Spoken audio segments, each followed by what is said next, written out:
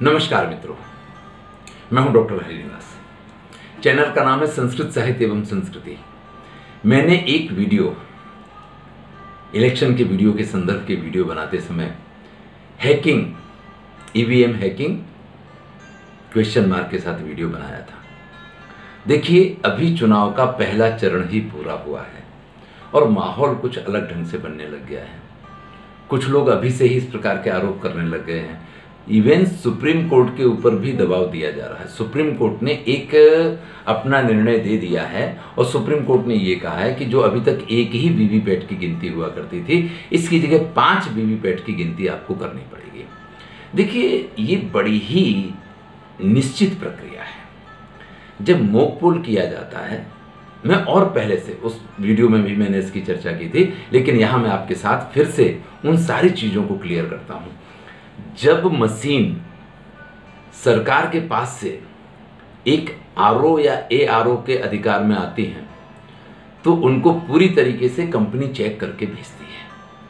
फिर भी उन मशीनों को स्ट्रांग रूम में रखा जाता है और तुरंत ही जो उम्मीदवार होते हैं उनको और उनके एजेंटों को इस चीज़ की सूचना दी जाती है कि भाई स्ट्रांग रूम में मशीन रखे हुए हैं, अब इनके साथ कोई भी प्रक्रिया नहीं हो सकती है। स्ट्रांग रूम चारों तरफ से बंद होता है और उस स्ट्रांग रूम पे जब सील लगाई जाती है तो उस पे बाकायदा उम्मीदवार और उसके एजेंट की सिग्नेचर हुआ करती है। या उम्मीदवार हाजिर नहीं है तो उसका एजेंट जो हाजिर रहेगा उसकी सिग्नेचर होती है। और जब जब वो सील खोली जाएगी तब तब उस रजिस्टर पे पंचनामा होगा और पंचनामा के हिसाब से 5 लोगों की, पंचों की सिग्नेचर होती है। जो वहाँ पुलिस के जवान होते हैं उनका जो अधिकारी होगा या जो भी पुलिस की वहाँ नियुक्ति होगी उसकी सिग्नेचर होगी। उम्मीदवार जो है उसकी या उसके एजेंट की सिग्नेचर होगी। जो वहाँ आरओ, एआरओ या जो भी वहाँ पे होंगे नियुक्त अधिकारी हैं उनकी सिग्नेचर होगी। तो इस प्रकार से उम्मीदवार एक नहीं होगा, 2 या 3 उम्मीदवार हो सकते हैं, उनके सभी के एजेंटों की सिग्नेचर होती है। तभी उस सील को खोला जाता है और उसके बाद उस मशीन में जो भी काम किए जाते हैं, उम्मीदवार का एजेंट अगर पूरे दिन वहां बैठ के रहे या पूरे महीने वहां बैठ के रहे, जब तक ये प्रक्रिया चल रही है, तो एक एक प्रक्रिया को वो देख सकता है। इसकी उसको पूरी छूट होती है। उससे कभी भी ये नहीं कहा जा सकता है कि आप यहाँ नहीं बैठेंगे, हमारे काम में खलल पड़ रहा। वो हमेशा वहां हाजिर रहे, इस प्रकार की अपेक्षा एक एआरओ रखता है। अब देखिए, उसमें क्या होगा कि जब उसका ईवीएम प्रिपरेशन होगा तो उसके ऊपर जितने उम्मीदवार खड़े हुए हैं तो व्यू के ऊपर वो लगाया जाएगा। उस हिसाब से कैंडिडेट सेट किए जाएंगे। अगर जैसे मैं इस बार की मणिनगर की बात करूं तो हमारे यहाँ 13 कैंडिडेट हैं, 14वां नोटा है। तो 14 नंबर का बटन दबाएंगे तो कैंडिडेट सेट में 14 कैंडिडेट सेट हो जाएंगे। अब इसके बाद की स्थिति क्या आती है कि वीवीपैट में तो वो एक प्रोग्राम है, सॉफ्टवेयर है, और उस सॉफ्टवेयर में जब ये डाल दिया जाता है कि भाई हमारे यहाँ 1 नंबर पे अगर कमल का निशान है तो 1 नंबर का बटन दबाया जाए तो वहाँ कमल का प्रिंट दिखना चाहिए, उसका नंबर, उसका नाम, वो सारा एक प्रोग्राम बनाया था। वो प्रोग्राम वीवीपैट में सेट किया जाता है। अब देखिए, 1000 मत डाल करके उन मशीनों को चेक किया जाना है। ध्यान दीजिएगा, यहाँ पे 1 मत डाल के नहीं, 1000 मत डाल के उन मशीनों को चेक किया जाएगा कि किसी मशीन में किसी प्रकार की गड़बड़ तो नहीं है। और ये मत हम ये अपेक्षा रखते हैं या सरकार ये अपेक्षा रखती है। यहाँ हम कहने का मतलब ये है कि हम जो लोग इस चुनावी प्रक्रिया से जुड़े हुए हैं उनकी बात मैं कर रहा हूँ कि हम ये अपेक्षा रखते हैं कि ये मतदान हमें ना करना पड़े और ये मतदान करने के लिए उम्मीदवार या उसके एजेंट वहाँ पे हाजिर रहें। और वो उन मशीनों में वो मत डाल करके देखेंगे कि भाई हर मशीन को 1 बार, 2 बार, 5 बार, 50 बार, 100 बार, 200 बार नहीं, 1000 मत डाल करके ये चेक किया जाता है कि भैया मशीनें प्रॉपर हैं, प्रॉपर वर्क कर रहे हैं, इसमें कोई गड़बड़ तो नहीं है। अब आप बताइए, इससे ज्यादा और क्या श्योरिटी हो सकती है? इसके बाद भी मान लीजिए इस समय उम्मीदवार के एजेंट 1000 मत तक खड़े नहीं रह सकते हैं, क्योंकि कानों में तमरे बोलने लग जाते हैं। जब वो उसका बीप का आवाज़ कंटिन्यू सुनाई देता है ना, तो हफ्ते भर तक कानों में है, क्योंकि मोबाइल अंदर ले जाना अलाउ नहीं है। एयरफोन लगा करके मोबाइल नहीं सुन सकते हैं, आपको वही आवाज़ सुनते रहनी है।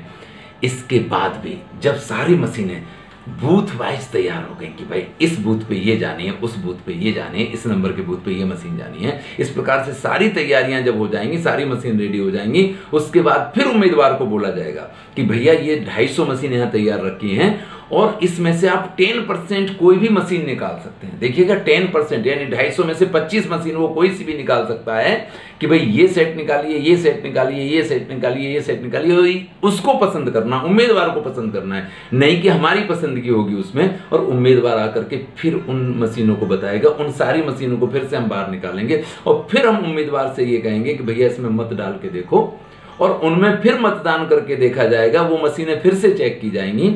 अब इसमें कोई तय नहीं है कि उम्मीदवार किस मशीन पे हाथ रखने वाला, हमें नहीं मालूम है कि किस बूथ को वो चेक करने की बात करेगा, किस सेट को वो चेक करने की बात करेगा। तो इस तरीके से फिर उसमें से 10% मशीनें चेक की जाएंगी और उसके हिसाब से अगर एक भी मशीन में गड़बड़ी निकले तो वो सारी मशीनों के लिए कंप्लेन कर सकता है, लेकिन एक भी मशीन में गड़बड़ी नहीं निकलेगी। और वहां भी एक एक मत डाल के नहीं देखना है, आराम से 100 मत का भी उसको मॉक पोल करना है तो वो करके देख सकता है वहां पे। इसके बाद फिर से उन मशीनों को बाकायदा सील करके रख दिया जाता है। इसके बाद वो मशीनें जिस किसी बूथ पे जाती हैं और उस बूथ पे जाने के बाद सुबह मतदान जिस दिन होना उस दिन मतदान से पहले फिर 50-50 वोट डाले जाते हैं एक एक मशीन में। प्रत्येक कैंडिडेट को 3-3 वोट कम से कम दिए जाते हैं और इस चीज को फिर से बताया जाता है उम्मीदवार उसके जो वहां मतदान एजेंट हैं कि भैया इसमें कहीं भी किसी भी जगह पे गड़बड़ी नहीं है। और जब वो फिर से वहां देखता है, वहां वो सिग्नेचर भी करता है कि हाँ मशीन में कोई गड़बड़ी नहीं है, तब उसमें मतदान शुरू होता है। अगर मतदान के दरमियान भी दिन में कोई इस प्रकार की बात आकर के खड़ी होती है कि किसी को ऐसा लगता है कि हमने दूसरा बटन दबाया, तो टेस्ट वोट की सुविधा दी है गवर्नमेंट ने। देखिए, आप किसी को बहाना बना करके, किसी को झूठ बोल करके, किसी को परेशान करने के लिए अगर ये प्रक्रिया कर रहे हैं तो आप नहीं कर सकते हैं। अभी मैंने देखा था टीवी के न्यूज में, टीवी वालों ने पहला फेज का मतदान पूरा हो उसके साथ ही यूपी के कुछ न्यूज़ दिखाने शुरू किए कि एक व्यक्ति ने कहा कि मैंने हाथी का बटन दबाया और कमल पे वोट निकला है, कमल की स्लिप मुझे दिखाई दी है। और ये दावा एक व्यक्ति कर रहा है, उसका मित्र भी कर रहा है, उसकी माता भी कर रही है, उसके फैमिली के दूसरे मेंबर भी कर रहे हैं। 4 से 5 लोगों के दावे वो बता रहा है। अरे भैया, अगर 5-5 लोग कंफर्म है इस चीज पे तो आपको टेस्ट वोट करना चाहिए था। मीडिया वाले इस चीज पे बात नहीं करेंगे। मीडिया वाले ये हाईलाइट करने की कोशिश जरूर करेंगे कि इस प्रकार की शिकायतें आई हैं। अरे शिकायतें आई हैं, आपने कभी शिकायतकर्ता से ये पूछा है कि उसने टेस्ट वोट क्यों नहीं दिया? या तो मीडिया वालों को इस चीज की जानकारी स्वयं तय करनी चाहिए, उनको खुद ये मालूम पड़ना चाहिए कि चुनावी प्रक्रिया में अगर ऐसी स्थिति आती तो क्या परिस्थिति होती, वहां पे क्या कदम उठाए जाते, क्या किया जाता है। लेकिन उस पर ध्यान नहीं देंगे, उसकी स्टडी भी नहीं करेंगे और इस प्रकार के प्रश्न नहीं करेंगे। हमेशा इलेक्शन कमीशन को ही जैसे कटघरे में खड़ा करना चाह रहे हो, क्योंकि उस समय पे उसी मीडिया वाले ने जो वहां का प्रिसाइडिंग ऑफिसर होगा उससे ये पूछा कि इस बारे में आपको क्या कहना है, तो प्रिसाइडिंग ऑफिसर ने बड़ा ही सिंपल सा और सीधा सा जवाब दे दिया। उसने कहा कि साहब अंदर क्या हो रहा है वो हमें नहीं मालूम है, हमारी जवाबदारी बाहर की है, हम कंट्रोल यूनिट में से बैलेट बटन दबाते हैं और अंदर क्या निकल रहा है ये अभी हम नहीं बता सकते हैं। ये हम कब बता सकते थे? मुख पोल से पहले।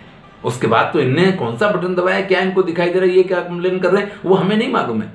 लेकिन उस प्रिसाइडिंग ऑफिसर को इतना और कहना चाहिए था कि अगर ये इतने श्योर हैं तो इन्हें टेस्ट वोट देना चाहिए था। इन्होंने टेस्ट वोट क्यों नहीं दिया? बाद में फालतू की इस तरीके की बातें या बकवास करने का कोई मतलब नहीं है। अगर आपको कुछ भी ऐसा शक जाता है तो आपको टेस्ट वोट देना चाहिए। लेकिन कोई भी उम्मीदवार का एक भी एजेंट या एक भी उस पार्टी का व्यक्ति कभी भी टेस्ट वोट नहीं देगा। जितनी पार्टियां इस तरीके से चिल्लाएंगी, चाहे वो पहले जमाने में बीजेपी चिल्लाया करती थी, चाहे इस जमाने में कांग्रेस या और लोग चिल्लाएंगे, यही कांग्रेस पंजाब में जीत जाएगी तो नहीं चिल्लाएगी, यही बीजेपी एक जगह पे जीत जाएगी तो नहीं चिल्लाएगी, लेकिन इन्होंने भी भूतकाल में इसी प्रकार से चिल्लाया है। लेकिन तब इस प्रकार की इतनी प्रक्रियाएं नहीं हुआ करती थी। अब तो हर चीज की सुविधा है। अब देखिए, आप समझिए इस चीज को, टेस्ट वोट नहीं देंगे और जब मतदान पूरा हो जाएगा, मतों की गिनती हो जाएगी, कंट्रोल यूनिट के हिसाब से सब काम क्लियर हो गया, एक बूथ फिर हम ये कहते थे, अभी तक की प्रक्रिया ऐसी थी कि भैया आपको अगर कोई डाउट लग रहा है तो जो 250 बूथ थे, 250 बूथ में एक डब्बे में 250 बूथ की स्लिप डाली जाती, उनमें से कोई भी एक स्लिप वो व्यक्ति निकाले और उसी बूथ का वीवीपैट लाया जाएगा, उसके साथ काउंटिंग की जाएगी कि भाई इस बूथ का ये वोटिंग मशीन है, इसका ये रिजल्ट लिखा रखा हुआ है और वो पहले लिख लिया गया, रिजल्ट अभी नहीं लिखा जा रहा है। जब रिजल्ट डिक्लेयर किया गया है उससे पहले, यानी जब वो उस मशीन को चेक किया गया है, तभी उसका रिजल्ट एक कागज पे लिख के तैयार हो गया है। अब आपने 250 में से एक बूथ सिलेक्ट किया, उस बूथ का वीवीपैट लाया जाएगा, उसकी सारी स्लिपें निकाली जाएंगी, यहां पे भी एक भी गड़बड़ी नहीं निकलेगी, एक भी गड़बड़ी नहीं निकलेगी। अगर एक भी मत की वहां पे गड़बड़ी निकले, आप खड़े खड़े देख रहे हैं, वहां पे उम्मीदवार के एजेंट, पोलिंग एजेंट, वो सारे वहां उपस्थित और उनकी हाजिरी में इवन ऑब्जर्वर भी वहां पे हुआ करते हैं, और उनकी हाजिरी में वो सारी काउंटिंग हो रही है और वहां पे कोई गलती नहीं निकलती है। फिर भी इन्होंने दावा किया कि नहीं साहब, वीवीपैट की सारी स्लिपों की गिनती होनी चाहिए, सारे वीवीपैट की। सुप्रीम कोर्ट ने थोड़ी मेहरबानी कर दी कि एक की जगह पे ठीक है, आप 5 मशीन की काउंटिंग होगी, यानी एक सैंपल से अगर आप तैयार नहीं तो 5 सैंपल चेक कर लीजिए। लेकिन अभी भी ये लोग फालतू की बातें करते हैं कि नहीं 50% मशीन की चेकिंग होनी चाहिए। अरे भाई, अगर आपको एक से संतोष नहीं है, 5 काउंट कर लेंगे उनसे संतोष नहीं होने वाला है, तो 50% से भी आपको कोई संतोष नहीं होने वाला है। ये अपनी हार को आप पचा नहीं पाते हैं, आप जनता की वास्तविकता को नहीं समझ पा रहे हैं और इस प्रकार के दावे करके और आप सभी लोगों को परेशान कर रहे हैं। इसके अलावा कुछ नहीं है।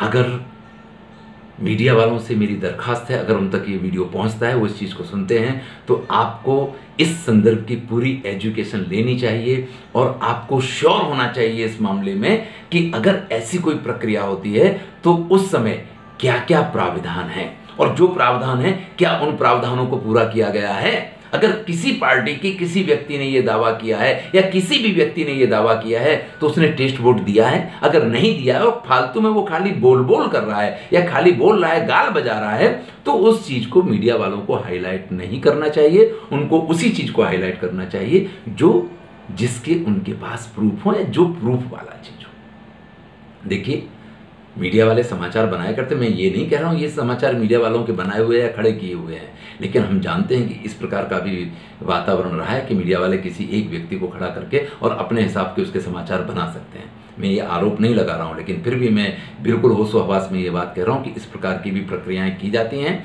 कभी कुछ वीडियो बनाने वाले भी इस प्रकार के कार्य किया करते हैं, लेकिन सामान्य जनता से मेरा अनुरोध है कि वो पूरी प्रक्रिया को समझे और इस प्रकार से जो लोग बरगलाने की कोशिश करते हैं या जो इस प्रकार के आरोप लगाते हैं उन आरोपों पर ध्यान न दे, और खास करके जो प्रिसाइडिंग ऑफिसर की ड्यूटी कर रहे हैं उनसे मेरा ये कहना है और उनसे फिर मैं ये कह रहा हूँ कि अगर कोई ऐसी स्थिति आती है, कोई व्यक्ति इस प्रकार का आरोप लगाता है कि एक स्लिप एक नंबर दबाया जाता है, कोई दूसरी स्लिप निकल रही है, तुरंत उससे कहे कि टेस्ट वोट दे दे बेटा। अगर तू श्योर है तो टेस्ट वोट दे, अगर तेरा टेस्ट वोट सही निकलेगा तो ये इलेक्शन बंद हो जाएगा, दोबारा से यहाँ इलेक्शन होगा। अगर टेस्ट वोट सही नहीं है, तुम्हारी तैयारी होनी चाहिए कि अगर तुमने ये दावा किया है तुम जाओ 6 महीने के लिए जेल के लिए और भरो 1000 रुपए का जुर्माना।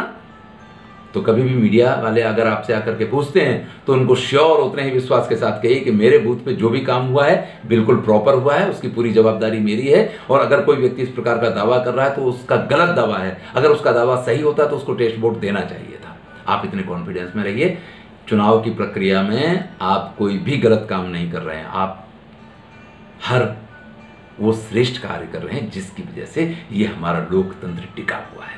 तो जो इतना श्रेष्ठ काम कर रहा हो उसको अपने कार्य पे गर्व होना चाहिए, उसको अपने खुद के ऊपर विश्वास होना चाहिए। और जब आपने सब किया अच्छे ढंग से है तो आप क्यों किसी मीडिया वाले के सामने या किसी अन्य व्यक्ति के सामने आप क्यों करके जरा सा भी नीची आवाज में बात करें। बिल्कुल ऊंची आवाज में खुल के उससे कहिए कि नहीं, कभी भी कहीं भी हमारे यहाँ कोई भी गलत काम हमने नहीं किया है या हमारी जानकारी में कोई भी गलत काम हमने होने नहीं दिया है। धन्यवाद मित्रों।